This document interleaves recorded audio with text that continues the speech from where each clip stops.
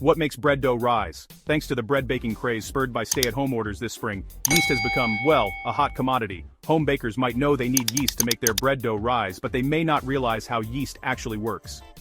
If you're squeamish, be warned. The dirty details of your bread recipe might not be something you want to read while eating.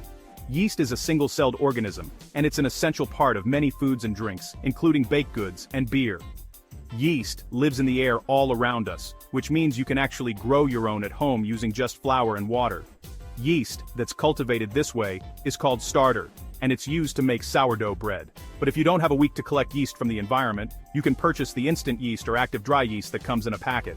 This yeast is dormant and can be activated by adding it to warm water. Yeast alone isn't enough to make bread dough rise though. To work its magic, it needs two additional ingredients, sugar and time. Yeast cells eat sugar, which is present in flour in the forms of sucrose, fructose, glucose, and maltose. As the microorganisms consume these sugars, they release carbon dioxide gas and ethyl alcohol through a process called fermentation. This is also why adding table sugar or honey to a bowl of yeast and warm water can help activate yeast that's slow to wake up.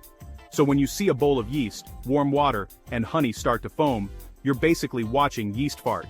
In dough, the carbon dioxide forms bubbles that allow it to rise. It's how a ball of bread dough containing yeast can double in size in just a few hours. The alcohol from yeast also contributes to bread's rise in the oven. In extremely hot temperatures, the liquid alcohol evaporates, resulting in gas bubbles that give the bread some extra height. Yeast is a common ingredient, which makes it a great entry point into learning more about culinary science.